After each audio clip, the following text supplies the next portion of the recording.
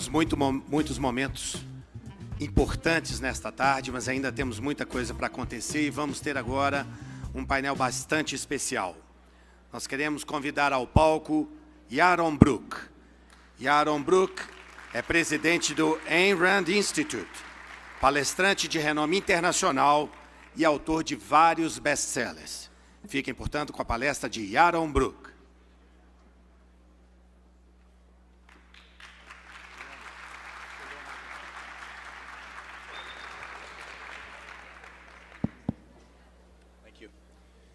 Thank you. I've got some bad news. The bad news is I'm now be giving this talk in Portuguese. But of course that's also the good news, because I only know 3 words in Portuguese. Tudo bem, I'm sure I destroyed that. Obrigado and juntos.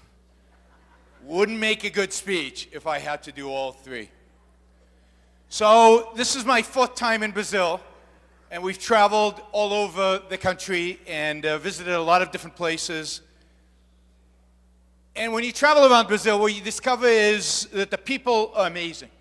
I mean, the friendliest people in the world. They seem to be hardworking.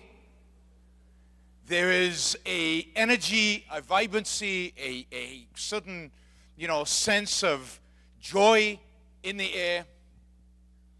It's a beautiful country. It's a big country. It has massive amounts of natural resources.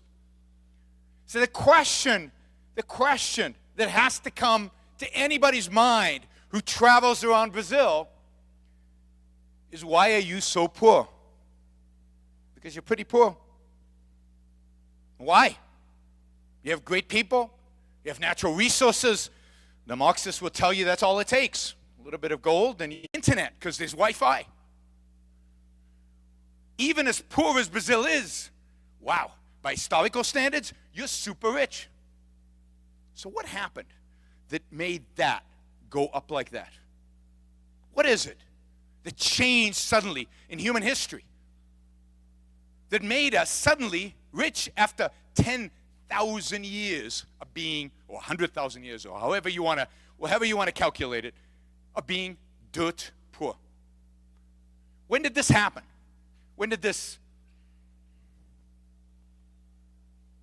What happened sometime in the late 18th century? Anybody know what that era is called? What the era before the 19th century is called? As an intellectual era? The age of what?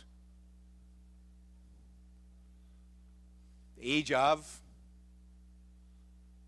enlightenment, or the age of reason. This is an era in which we discovered something really, really, really important. We rediscovered it, if you will. People ask me, where does Western civilization come from? And I know I'm going to say something controversial, but it doesn't come from the Judeo-Christian tradition. It comes from Greece. Because what we discovered in the 18th century was a principle Aristotle knew way back then. And the principle is that we know about the world, we discover truth in the world by using what? By using our mind, by using reason, by thinking, by observing, figuring stuff out, integrating. We know it by using our minds. The great scientists taught us that, of the scientific revolution, where there was Newton or the other scientists of the 18th century. And then the philosophers picked up on that and they said, yes, human beings, what makes us special, what makes us different, is not thumbs. It's a stupid anthropological, I don't know who came up with that. It's our mind. It's our capacity to reason, think, and therefore communicate, plan, strategize. Anybody here have the gene for hunting? Agriculture? We live in agriculture. Anybody just know how to do it? All right, we have one. I'm going to drop you in the middle of the Amazon, and we'll see, right? No one has it. It's not in our genes. Sorry, evolutionary psychologists. We're not programmed to any of this stuff. You try running down, I don't know, do you have bison here? What would be a good animal in Brazil to run down, right? We're weak. I mean, just look around the audience, right? We're weak. We're slow. We have no claws. We have no fangs. You can't run down an animal and chew on it. What do you have to do? You have to invent weapons, invent traps. You have to strategize and work in teams. From the beginning, our means of survival as human beings has been the mind, has been reason, has been thinking. But what's interesting is in the 18th century, they didn't stop there. They said, okay, we all have this capacity to reason. Now, who has this capacity to reason?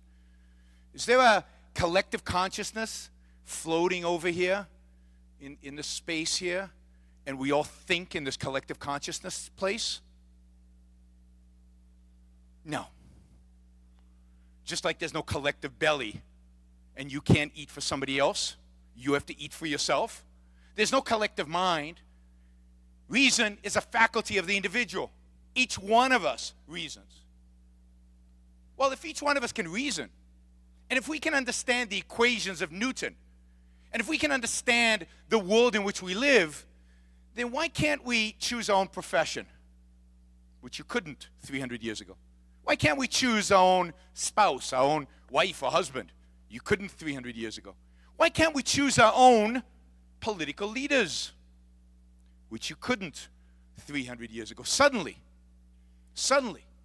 a movement is born, a movement of liberty, a movement of freedom, not based on the idea that we're just some animal out there and just leaving loose, but based on the idea that each one of us possesses the capacity to think, to take care of himself, to reason, make decisions, make choices for oneself. If you think people are stupid, which is what in most of human history we thought, then they need a guardian. They need somebody to protect them, somebody to tell them what to do, somebody to help them out. So through this idea that each one of us can reason, each one of us can take care of himself, and therefore choices must be left for the individual, a new conception of human life came about. I mean, it was new. The idea for the first time in human history, was that your life belonged to, who did your life belong to? You. Now, we take that for granted today. I can go to any audience anywhere in the world and ask them, who does your life belong to? And they say me. But if you'd ask 300 years ago, what would be the answer? 500 years ago, 1,000 years ago, your life belonged to the king, the tribe, the council, the state, to a whole variety of entities. And what was your purpose as an individual? Your purpose as an individual was to serve that entity that owned you. You were meaningless. You were nothing. They would take care of you because you were too stupid to take care of yourself. And in return, you would sacrifice everything for them. And this is a scam that's been going on for a long time. For a long time. Thousands and thousands of years. But suddenly, in the late 18th century, people started to say, no, our lives belong to ourselves. We don't accept your authority over us. We have a right to life. Now that sounds, everybody talks today about rights. They throw around the world all the time, right? But this is a massive revolution. This is an amazing new idea. You have a right to live your life free of coercion. You have a right to be free. Free from authority, free from control, free from regulation, free from other people dictating your life for you. And suddenly, people took responsibility for their own lives. People were left free to live their lives in places like the United States and in England and parts of Europe. And suddenly, not by accident, but suddenly, they started to use their mind to discover new ideas. and to take those ideas and to apply them in reality. They didn't have to get permission to invent the steam engine. They just invented it and then commercialized it and then made money on it and then took that money and invested it in other products and production processes. It's the liberation of the human spirit, the liberation of the human mind from authority and coercion that made the world rich. And it's the ideas that made that liberation possible. The founding fathers of America, it's not an accident that they wrote such amazing documents as the Declaration of Independence and the Constitution. These men were well-read, real intellectuals who understood the ideas at the foundation of freedom and liberty. And it is those ideas we must resurrect. It is those ideas that we have given up on, that we have lost. It's that idea of individualism and the idea of the efficacy of reason that stand at the core of what makes wealth creation possible, what makes for a healthy society. The sad reality is that from somewhere around 1800, these ideas have been under attack by intellectuals, primarily German intellectuals. Do with that as you will. From Kant to Schopenhauer to Hegel to Marx to onwards they march. The anti-reason, anti-individualist philosophers, and nobody has stood up against them. Nobody has challenged these fundamental ideas about the efficacy of reason and the sanctity of individual life. And yet that is what the battle is really about. We still live in a world that both on the left and on the right doesn't treat you as an individual. The only difference between the left and the right in the world we live in today is which collective they want you to sacrifice to. You know, the left wants you to sacrifice the poor and the proletarian and fill in the blank. Trees, they love trees more than human beings. They love desert rats more than human beings. They want to sacrifice you to all of that. The right wants you to sacrifice for the nation, for the tribe, for the group. But both of them agree on the fundamental. Your life does not belong to you. It belongs to them. And then they're just arguing about what to do with your life, how to sacrifice your life. They get to decide what business you get to open. I hear it takes, 100 and something days to start a business in Brazil, instead of what? How long should it take to start a business in a free country? 24 hours seems like a long time. What business do they have looking over any, in New Zealand it takes 4 hours. I'm not sure why it takes that long in the digital world. I think you fill out a form online, just, so they have a record of it, right? And you press send, and you start your business. Why not? Why not? I'll tell you why not. Because it's not your life. How dare you do something without their permission? That's the principle. The principle is the collectivistic principle of your life is not yours. You cannot think for yourself. What is regulation all about? Why do we regulate businesses? Because consumers are too stupid to know what's good for them. And businessmen are all lying, cheating, stealing crooks. Maybe not yet, but they will be if they have the opportunity. Now, this is a view of mankind. This is a particular view of what human beings are. And it's an anti-reason, anti-individualistic view of human beings. And again, it is that view which must be challenged. My life is mine. You don't get to decide what business I start, how much I pay my employees, what salary I take, where I live, how much I give to charity. They call it the welfare state, where they decide how much you should give for charity. And then, of course, they take a cut and put it on the side, right? The fundamental question is still, who does your life belong to? And are you capable? Are you capable of making something of it? Now, all of this is so popular. All of this is so common. All of this is everywhere. Because there was one idea that was not challenged during the Enlightenment. And in my view, the only thinker to have challenged it since is Ayn Rand. This is why I think you should all read Atlas Shrugged, which is in Portuguese. Right? And that idea is, what does it mean to be moral? What does it mean to be good? What does it mean to do the right thing and to be noble and to be just? What do those things mean? We all want to be good. We all have been taught that being good is important. We've got religious teachers and philosophers and our mothers all telling us, be good. But what does that mean? Well, we're taught by everybody that what that means is taking care of other people. Taking care of other people, thinking of other people before you think of yourself.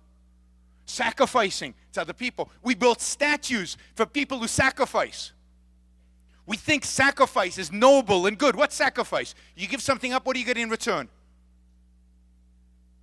What do you get in return if you give something up in a sacrifice? Well, death is the extreme. But nothing. Nothing. The whole idea is you give something up and not get anything in return, or something less valuable in return. What's a trade? You know, we capitalists, we like trade. What's a trade? You give something up, what do you get in return? Something more valuable. Why isn't a trade good and a sacrifice bad? Why isn't win-win good and win-lose bad? That's at the heart of everything. Why should I live for other people? Why are other people's interests more important than mine? I don't love my neighbor like myself. I don't. I love me much more than my neighbor. And I think that's the moral thing. So, for Rand, morality is not about sacrifice. It's not about helping others by losing. It's about living. It's about making the most of your life. It's about living the best life that you can live as an individual who owns their own life. But owning your own life means owning it all the way down. It means owning, being responsible for how you're going to live and living the best damn life you can live. I'll give you a quick example. Take Bill Gates, Microsoft. Bill Gates built this amazing company at Microsoft. Became the richest man in the world. How do you become the richest man in the world? What's the secret to being a billionaire? This is important. You better write this down. What's the secret to becoming a billionaire? Making a great product that everybody wants and are willing to pay more for than what it costs you to produce. Why are they willing to pay more for it? Why? Because it makes their lives better. Because they're trading. They're engaging in a win-win. So the only way to become a billionaire is by making other people's lives better. Only way to become a billionaire in a free market where you're not just scamming off from government. In a free market, the only way to become a billionaire is by making the lives of millions, hundreds of millions, billions of people better. And I would argue that nobody has done that in the modern era more than Bill Gates. He changed the world. Microsoft made the world a better place. The whole computer revolution we live through today is possible because of Bill Gates. He made the world a better place. But we don't like him. Why don't we like him? Because while he was making the world a better place, he dared to make $70 billion for himself. And we don't like that. When does Bill Gates become a good guy? When he leaves Microsoft, God forbid you make money. God forbid you work for a company that makes money. And he starts giving his money away. And now everybody loves Bill Gates because he's got a foundation. And he gives money away. And he's not making money. He's not making the world he's making the world a better place a little bit. Right? Charity is fine. It's not huge, but it's fine. But where did he have a bigger impact on the world? At Microsoft or in his charity? It's not in the same universe.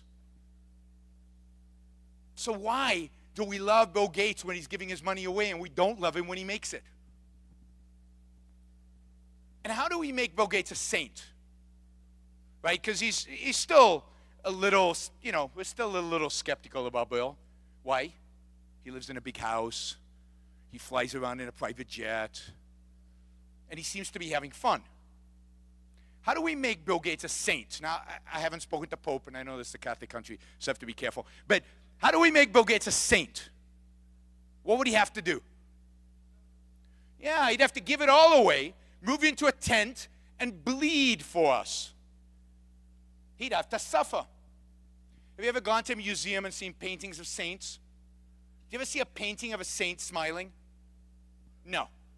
The purpose of the morality we live with, the purpose of the morality that dominates our world, the purpose of the morality that has been inculcated into us for at least 2,000 years, is a morality of suffering.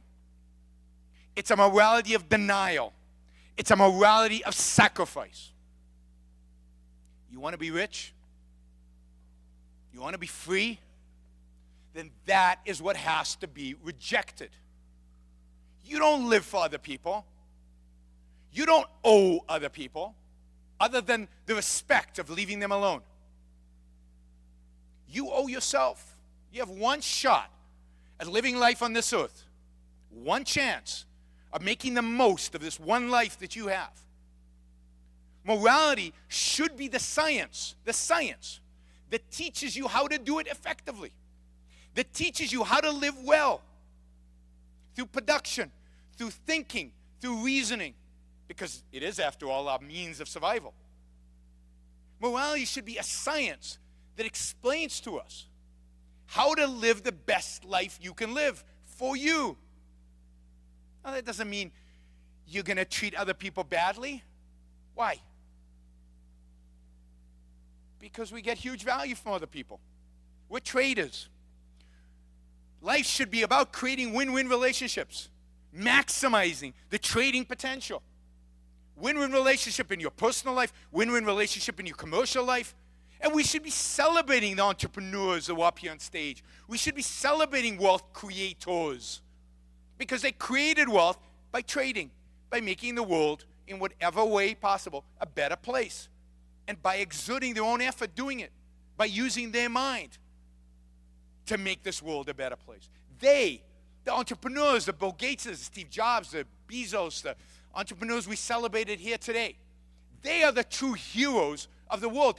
We should be erecting statues to them, naming boulevards after them, not politicians and generals. The people who really change the world in which we live are the business leaders, are the people who create and make and build. And the intellectuals, there are only like 5 of them, I think, right, who actually have good ideas, because they make the world hospitable to those business leaders, those entrepreneurs.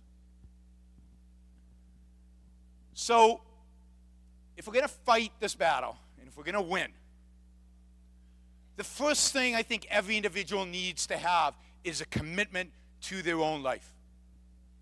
Forget politics for a moment. It doesn't matter who wins the next election, not in the big scheme of things. Think about your own life. Think about how you can make your life the best life that it can be, how you can maximize your ability in this world. And only think about politics in that context. You care about politics for only one, should care about politics for only one reason. Because you want an environment that makes it possible for you to live a great life. I want to be free. Not so much because I care about you. I care about you. You all seem nice people. I want you to all do well. But I care about being free because I care about me and the people I love and the people I care about. I want to make my life the best life that it can be right now, right here on earth. And if you're motivated by that, by love of yourself, by love of your life, by love of the world, and everything that is possible in that world, and if you're willing to fight this morality of sacrifice, morality of duty, a morality of subjugation of the individual, then we can win. Then we can win. We're not going to win on their terms. We're not going to win with their vocabulary. We're not going to win with their philosophy. We need a new philosophy, new terms, new ideas. Embrace them so that we can all experience this freedom and liberty. Right, left in politics, the fundamental, if you will, spectrum is collectivists of the right and of the left, which is pretty much almost every political party out there, and individualists, people who care about their own life, people who care about lives of other individuals, people who want to interact with one another as equals, as traders, engage in win-win transactions. So go out there, live, fight, and we will win. Thank you all.